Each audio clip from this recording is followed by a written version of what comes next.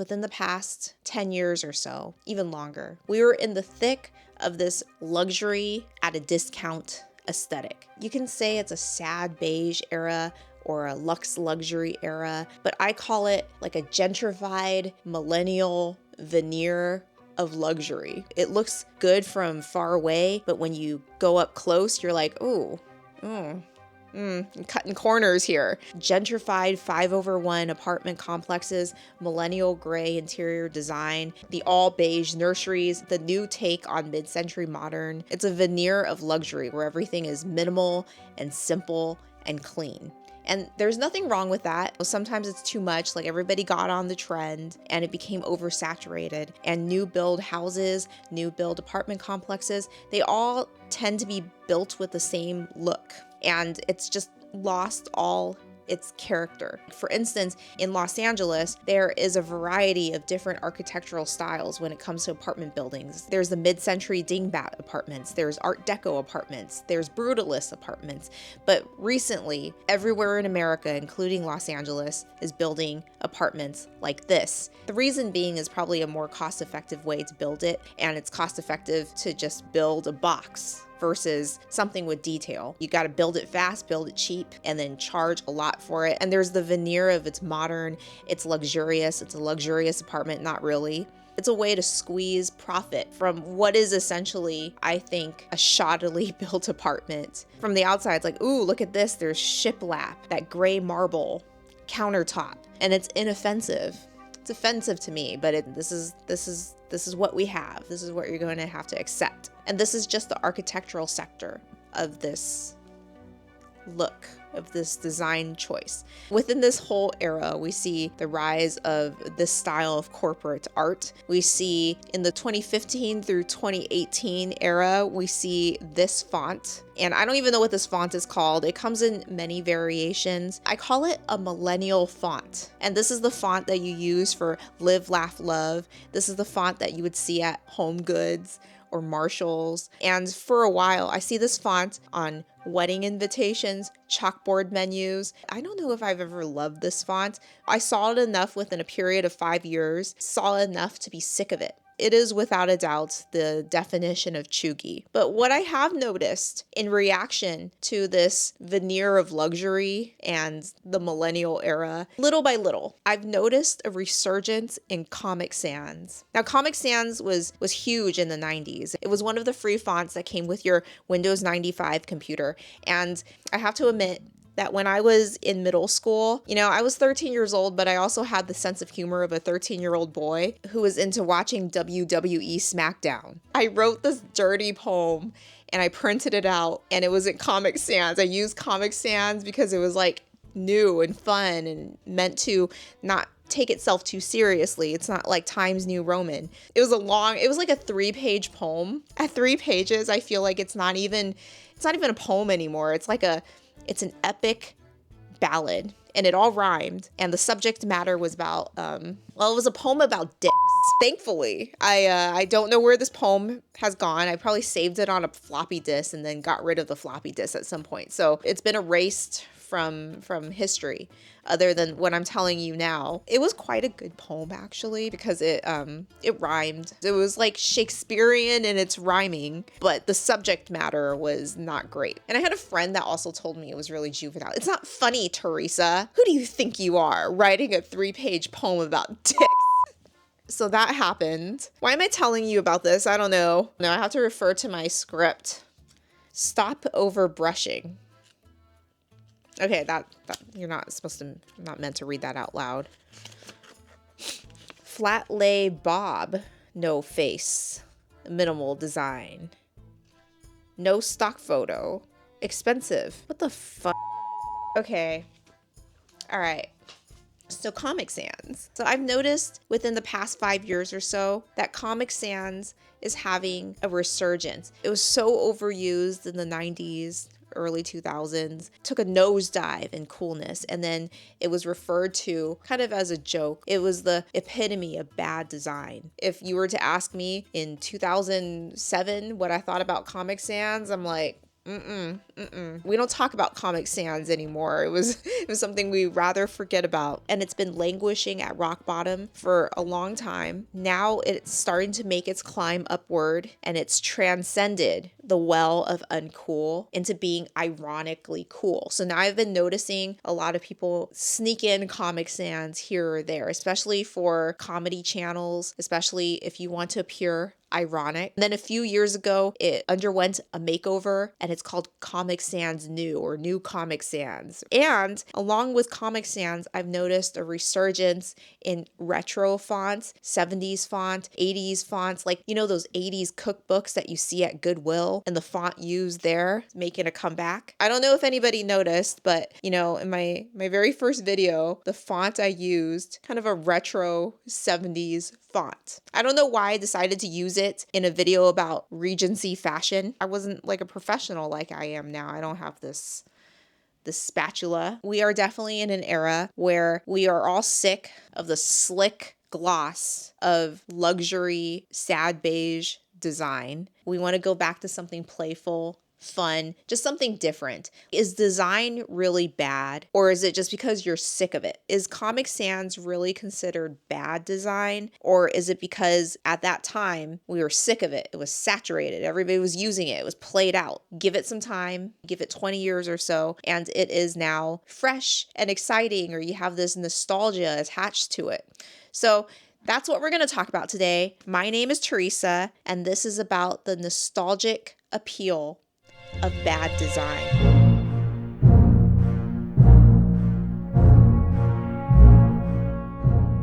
There's been a lot of discussion lately about how McDonald's has changed their exterior. Before, you remember what McDonald's used to look like. It used to look fun and colorful and happy. There's like the characters, there's the bounce houses. It has that Googie design. I'm pulling this out of my head. I'm pulling all my architectural knowledge out of my head right now. Fact check me on this. Googie, is it Googie design? Googie design. Yes. Oh, I'm correct. The Googie design, the architectural design, I believe the 50s. The 50s-esque roadside motels and diners, the fun eye-catching attractions. You're on your Route 66 road trip and you're like, oh, I gotta stop at that motel. Or, oh, I gotta stop at that diner. And while you're in the San Bernardino region, you stop at the first McDonald's. McDonald's used to be fun, but now it's all gotten this sad makeover. Now it has a sad, gray, corporate, wants to look wealthier than it is makeover. Nobody likes it. Nobody likes this McDonald's facade makeover where you took away all the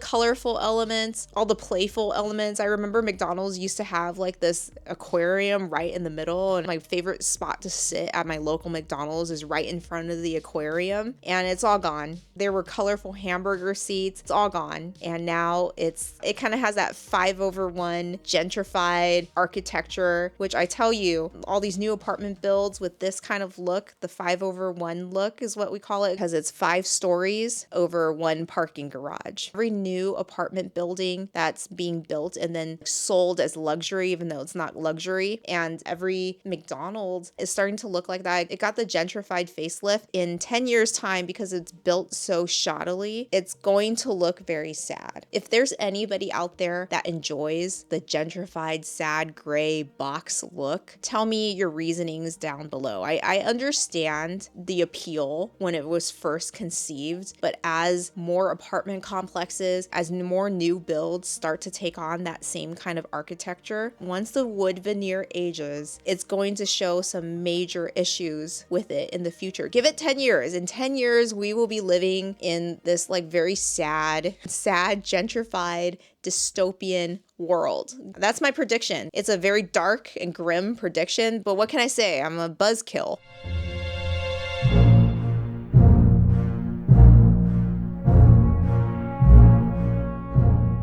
This all came about because I was online looking up internet aesthetics. I like to see what kind of new internet aesthetics are out right now, and actually right now it's kind of a drought in the internet aesthetics department, but I did come across a mention of an aesthetic, and it's not really like a fashion aesthetic. It puts a name to something that I've always seen. That is the dollar store vernacular. It's the aesthetics of cheap. I feel like this design is mostly rooted in memories of designs from the 90s and the early 2000s. So think grocery store leaflets that you get in junk mail or just at the grocery store telling you that melons are $2 off or something, or the penny saver pamphlets. I haven't been to the Dollar Tree in over 10 years, so I don't know if they have pamphlets as well. So just brightly colored, usually designs with mismatched fonts and mismatched colors. Think of the carnival, the state fair, the booths of the state fair, loud and bright and colorful, as seen on TV ads, or the homemade flyers for the car wash, or the bake sale, or the library book drive, old garage sales signs, the way the old web used to be designed, like the Angel Fire, GeoCity designs,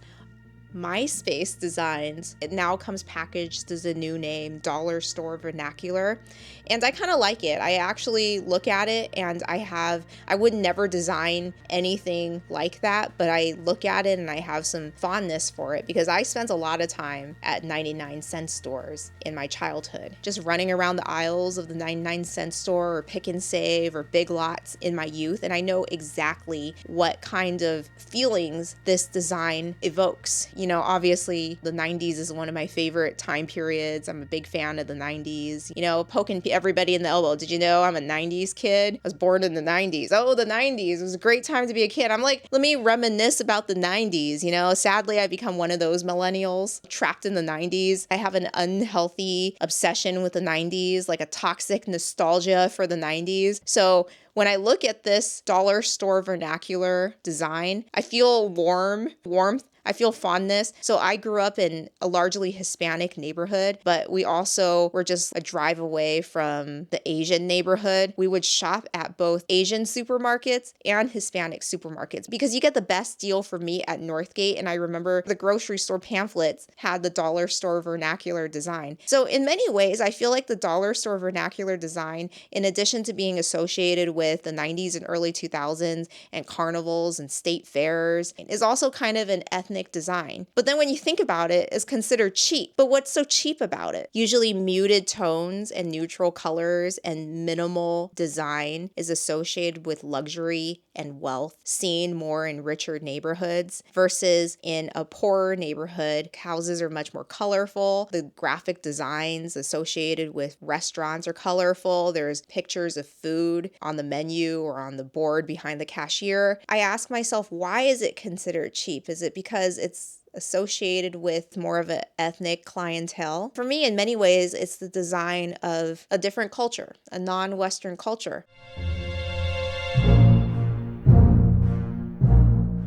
I am very sick of millennial cursive design. I don't want to see it anymore, but I bet you, give it 10 years, 15 years, it might make a resurgence just because another generation will miss it.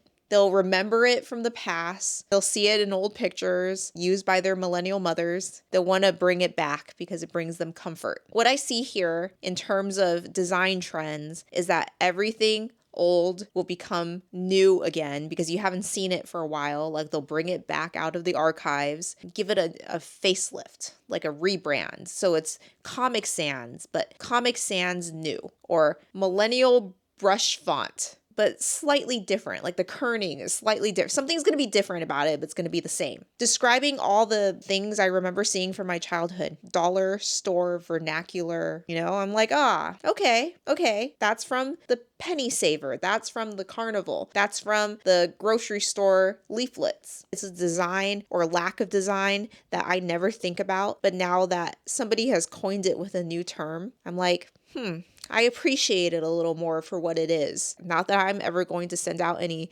invites with the dollar store vernacular look, unless I was doing it ironically. You see what I'm saying here? Give the millennial brush font 20 years. People will start having nostalgia. I even predict if enough time passes, the gentrified apartment look will have some cozy nostalgia for somebody. You know what I have nostalgia for? Early YouTube. The vibe of early YouTube where everybody was just filming in their room. Like I'm still filming in my room, but things are a little brighter now. But I have this nostalgia for like just a girl in her bedroom sitting on the floor talking about her thrift hauls, grainy video. Somebody has called it hostage chic. You know what I have nostalgia for? Slushy romance novels from the 80s and 90s with Fabio on them. Open it up and there's a step back. In the 2010s, I'm like, oh, no. That's the ultimate symbol of cheese. Give it a couple years, I look back on it with fondness. I'm like, back then people used to have elaborate paintings of romance novels. What was once uncool, give it enough time, will suddenly be cool in an ironic way. I suspect the reintroduction of Comic Sans for ironic purposes, or the reintroduction of a more retro font, or the reintroduction of everything 90s. It's like the 90s just keeps on going, right? And reintroduction of early 2000s nostalgia with hold on.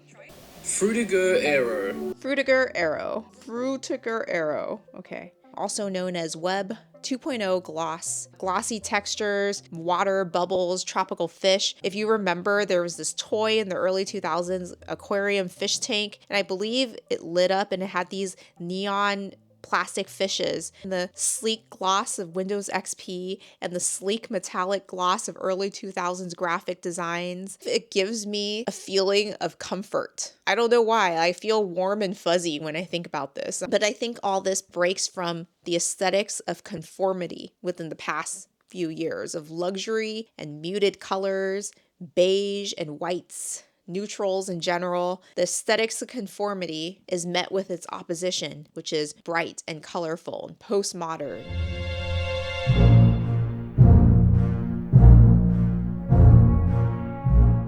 There's a secret part of me that always wished that I had trained to become a professional graphic designer. I don't know where that comes from, but like all my life, I've always revered graphic designers. I have an appreciation for graphic design. I consider myself a graphic design enthusiast. I notice fonts, obviously book cover design, and I notice packaging. And out of economic necessity for the past 3 years or so, I've taken to designing my own book covers. I'm an indie published romance writer, and just out of economic necessity, because it costs a lot to hire a cover artist. I did hire a cover artist for the past few years, and my books just weren't selling that well, so I was in the red. So I'm like, what do I do within my budget? I have like basic Photoshop skills, like very, very basic Photoshop skills. So I did an intensive session of watching YouTube tutorials, learned what I need to learn, and I designed my very first book cover. And the very first book cover that came out happened to be my most successful book. And people bought it specifically for the cover. I don't even think they care about the story. I think they just bought it because the cover really nailed the vibes of the rom-com genre. So I'm like, am I a talented graphic designer, or is it just blind luck or something? And I don't know if it's because I've been out for a while, people know what to expect from a book from me, or I've been writing long enough that I became a better writer. I've improved my craft by book 6. Or is it because I secretly have graphic design intuition and superpowers that I didn't even know I had? But that's where it stands. I try to keep it minimal. I'm not a great artist. Like, I could draw people to a point, but I can't draw them in detail. If you look at it from far away, you're like, looks like a person. But if you look at it up close, it's a big mess. I'm just like a Monet. But fortunately, it coincided with a trend of illustrated rom-com covers. The rom-com book cover theme of having flat lay people, people without faces. For the detractors of this look, it's the blob people, like just faceless blobs. But I like to call them flat lay. The fact that they don't have faces is because, number one, I don't really like seeing the faces of the characters on the book. Whenever I read a book in which the characters are drawn with the face, I'm like, that's not how I imagine them to look like, and it messes with my imagination. I like to picture them the way I picture them. The way they're usually drawn doesn't mesh well with my imagination. So I prefer to just leave it up to the reader's imagination. But also, I'm not that great of an artist, so therefore,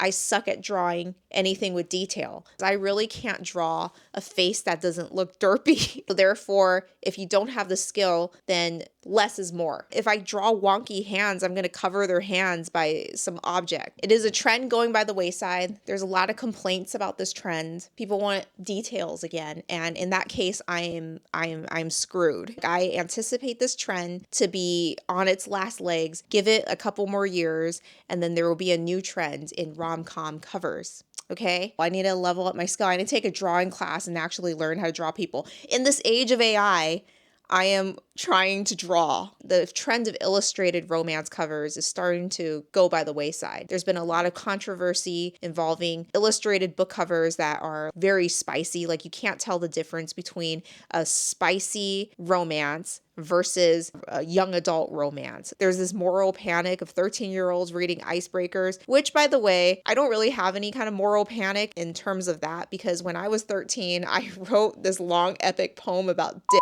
You know, I should have canceled myself. Now, I don't really write spicy books. There might be spicy moments. Some of them are mildly spicy, but not that spicy. And my most recent book that I just wrote, upcoming, is not spicy. There's a lot of tension. There's no actual spicy scenes. Like, the main characters don't even kiss until the end. We're trying to get that Mr. Darcy's hand flex tension into the book. Mr. Darcy's hand flex makes me thirsty.